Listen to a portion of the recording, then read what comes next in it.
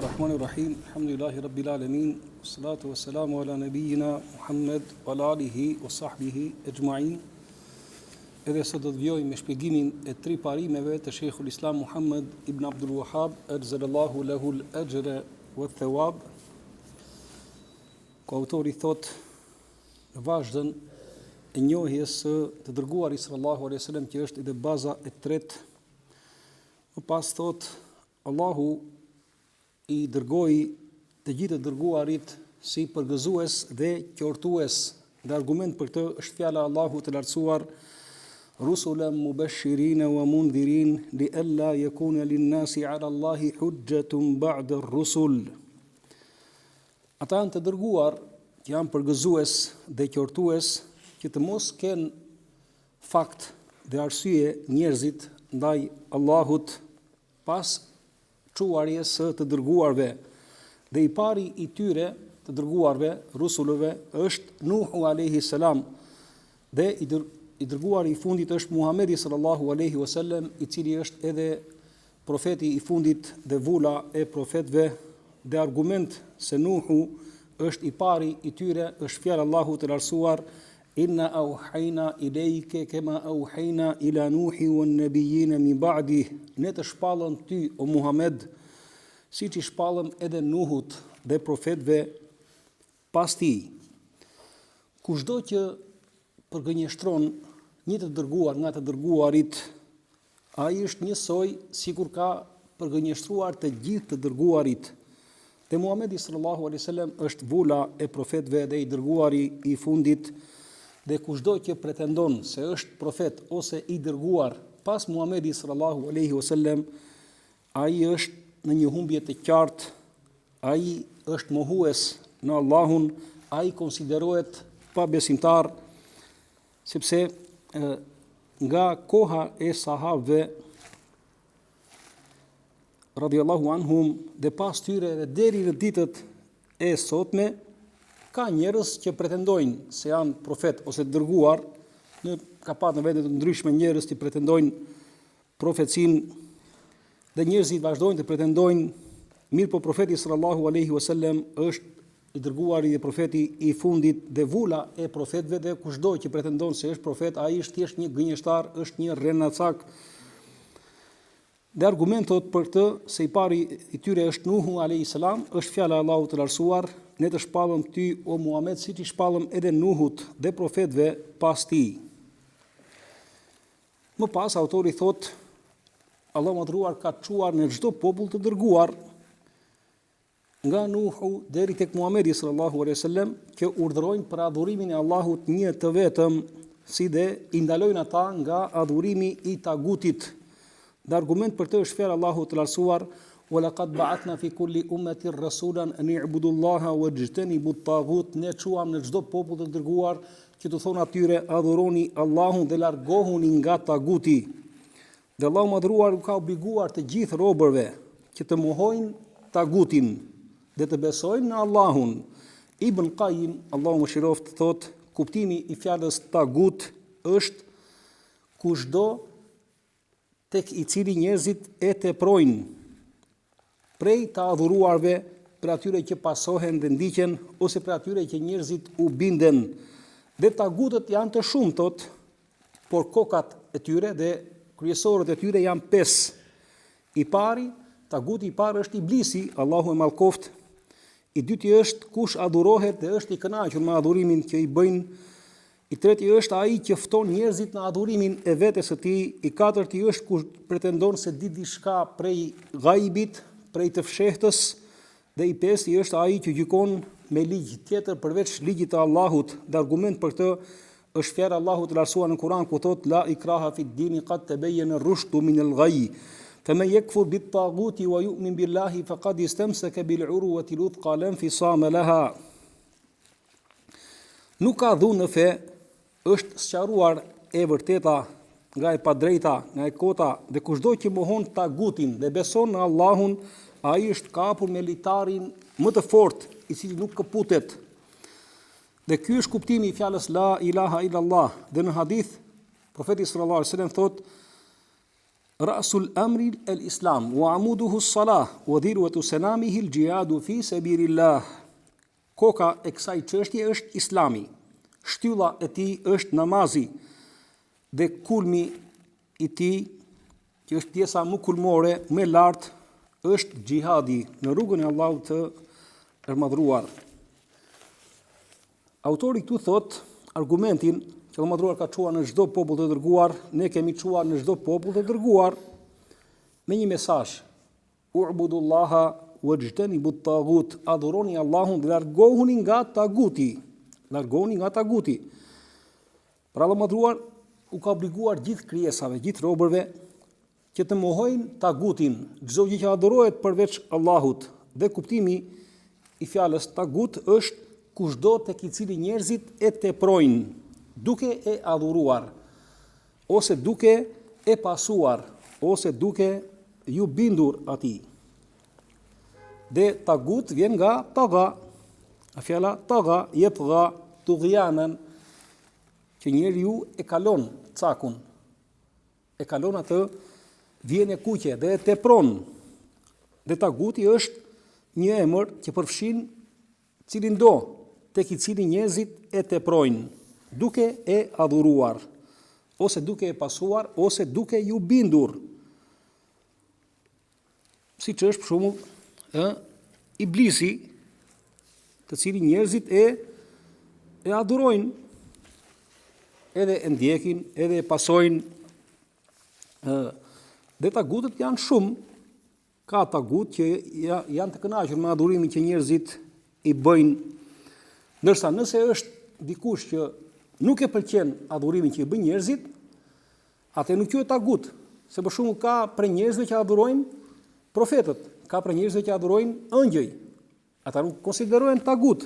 Prandaj Allahu madhruar thot për Isa alayhi salam: Wa idh qala Allahu ya Isa ibn Maryam a anta qulta lin-nasi ittakhiduni wa ummi ilahayn min dunillah qala subhanaka ma yakunu li an aqula ma laysa li bihaq in kuntu qultuhu faqad alimta ta'lamu ma fi nafsi wa la a'lamu ma fi nafsik innaka anta 'allamul ghuyub ma qultu lahum illa ma amartani bihi an i'budu Allaha rabbi wa rabbakum wa kuntu alayhim shahidan ma dumtu fihim. Dhe kujto kur Allahu i tha Isës, të birit të Merjemes, a vallë ti i the njerëzve, më merrni mua dhe nënën time të adhuruar përveç Allahut, i thot Isa, larg të metave e ti o Allah, i largmadhëruar je ti, si mund t'i them unë atyre nuk i thash gjë tjetër, versa asaj që më urdhrove, si mund t'i them atyre unë atë që nuk është e vërtet, nëse unë do thoja diçka të tillë, ti do ta dije. Ti di çfarë kam unë në veten time dhe unë nuk e di se çfarë ke ti në veten tënde. Ti je njohësi i të fshehtave. Nuk u thash atyre gjë tjetër veçse asaj që më urdhrove. Adhuroni Allahun, i cili është Zoti im dhe Zoti juaj. Dhe unë isha dëshmitar tek ata për kohën që jetova mes tyre. Por kur ti ma more shpirtin, felemat e u fejteni. Kunte ente raqib alehim, dhe kur ma more shpirtin, ishe ti dëshmitar ndaj tyre, u ente ala kulli shay'in shahid, dhe ti dëshmon dhe je dëshmitar për çdo gjë. Pra Isa nuk ishte i kënaqur me adhurimin që i bërën të krishterët. Më pas autori solli fjalën e Ibn Qayyim el-Jauziye, i cili tregon kuptimin e fjalës tagut, që është çdo kusht tek i cili njerëzit e teprojnë, duke e adhuruar, duke e pasuar, ose duke ju bindur. Dhe tagutët thot janë shumë, dhe kokat e këtyre tagutëve janë 5. I pari është Iblisi, thot. Allahu e mallkoft. Pse është koka e tagutëve Iblisi?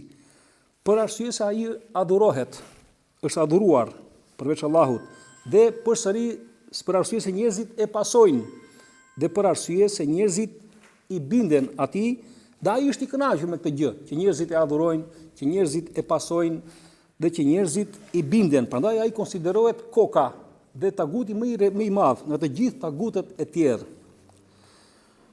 Lloji i dytë është ai që adhurohet përveç Allahut dhe është i kënaqur me këtë gjë. Pra adhurohet dhe është i kënaqur me adhurimin që i bëjnë njerëzit ose robrit. I treti është ai i cili i fton njerëzit në adhurimin e vetes së tij. Dhe ky pra është i rrezikshëm, sepse i fton njerëzit në adhurimin e vetes së tij, siç veprojnë shujuhët, shehlerët e rrugëve sufiste, ose siç veprojnë kokat e humbjes, ose siç veprojnë rafidet, shiat, kokat e tyre i fton njerëzit në adhurimin e vetes së tyre.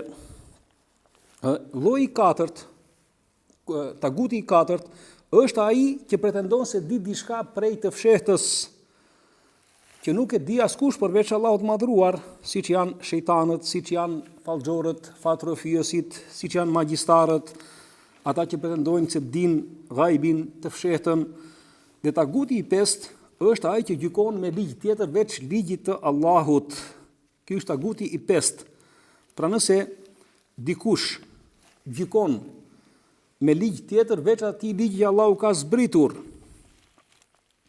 dhe mendon se kjo është e lejuar, dhe ose mendon se ky ligj që ai gjykon është i barabartë me ligjin e Allahut, ose mendon se ky ligj tjetër është më i mirë se ligji i Allahut, atëherë ky konsiderohet një tagut. Dhe kushdo që bën diçka të tillë, ai konsiderohet pra pabesimtar. Allahu na ruajt. Mirë, po ka njerëz të cilët gjykojnë me ligj tjetër veç ligjit të Allahut, për shkak se janë sprovuar në çështjen e gjykimit, ose gjykojnë për shkak të pasurisë, ose për të marrë rishfet. Atëherë kjo konsiderohet një gjunah prej gjunave dhe një mëkat prej mëkateve, dhe nuk ka dyshim se një gjunah që Allahu e ka konsideruar si kufër është mëkat më i madh se një mëkat tjetër që Allahu nuk e ka emërtuar si kufër. E rëndësishme është që njeriu të mos e bëj këtë rrugë, gjykimin me ligj tjetër veç ligjit të Allahut, se nëse dominon në gjykimin e tij, gjykimi me ligje të tjera veç ligjit të Allahut, atëherë kjo është ajo që njeriu ka bërë kufër të madh që nxjerr nga rrethi i Islamit. Më pas përmendi argumentin për tagutin dhe thot la ikraha fi din, nuk ka dhunë në fe, qad tabayyana ar-rushdu min al-ghayy, faman yakfur bit-taguti wa yu'min billah. Kushdo që mohon tagutin dhe beson në Allahun. Pra kushdo që mohon në tagutin, tu kemi një mohim të adhurimit të çdo gjë tjetër që adhurohet përveç Allahut. Dhe më pas vjen pohimi o ju min billah, dhe beson në Allahun, ja atribon adhurimin vetëm Allahut. Siç është dhe fjala la ilaha illallah që ka mohim dhe pohim. La ilaha, nuk ka të adhuruar, të merituar, illa Allah, përveç Allahut, ja atribon adhurimin vetëm Allahut. Dhe përmendim pas hadithin e dërguarit Allahu sallallahu alaihi wasallam, që është një hadith i njohur, hadithi Muadhit, që është një hadith që ka përmendur shumë gjëra, ku profeti sallallahu alaihi wasallam thotë rasul amri el-islam. Kur koka e kësaj çështje është Islami, shtylla e tij është namazi, dhe pjesa më e lartë e tij, kulmi i çështjes, dhe përmendi dhirruet e senami, përmendi krahasimin me gungën e deves, që është pjesa më e lartë e deves, është xhihadi. Pra, në këtë hadith profeti sallallahu alaihi wasallam thotë rasul amri el-islam, koka e kësaj çështje është Islami. Prandaj nëse pritet koka, atëherë nuk ka jetë. Dhe Islami është në nënshtrim dhe Allahut me tauhid, vazhdimësia në bindje dhe në punë të mira, dhe distancimi nga shirku dhe idhujtarët. Dhe thot, shtylla e saj është namazi. Shtylla e kësaj çështje është namazi, sepse namazi është shtylla kryesore, që është prej punëve. Dhe Umar radiallahu anhu thot la hadda fil islami limen taraka as-salah, nuk ka fat në islam ai i cili lën namazin, dhe është fiksuar se profeti sallallahu alaihi wasallam thot midis njeriut dhe midis shirku dhe kufrit është lënia e namazit. Dhe thot më pas udhiruatu senamihi al-jihad, dhe kulmi i kësaj është xhihadi. Dhe përmendi pra krahasimin me gungën e deves për treguar rëndësinë që ka xhihadi, dhe xhihadi është disa lloje, ka xhihad që bëhet, dhe këtu është për qëllim xhihadi që bëhet ndaj armiqve, dhe ai është dy lloje, ka xhihad që është vajib, ka edhe xhihad që është i pëlqyeshëm, dhe po ashtu ai që është vajib, që është detyrë, është dy lloje. Ka vajib, detyrë që është për cilin do prej muslimanëve, ka dhe vajib që është kifaj. Nëse shkojnë disa prej muslimanëve, bie mëkati nga të tjerët, siç është përmendur në librat e fikut, dhe këtu i vjen fundi kësaj broshureje 3 parimet, të cilën e shpjeguam në 20 ulje, përse më mëdhëruar të kemi përfituar nga shpjegimi i kësaj broshureje për të vijuar në ditën e vijim me libra të tjerë të imamëve të ehli sunneti wal jamaa. Me kaq mjaftojmë për sot. Sallallahu alaihi wasallam ala sayidina Muhammad wa alihi wa sahbihi ajma'in.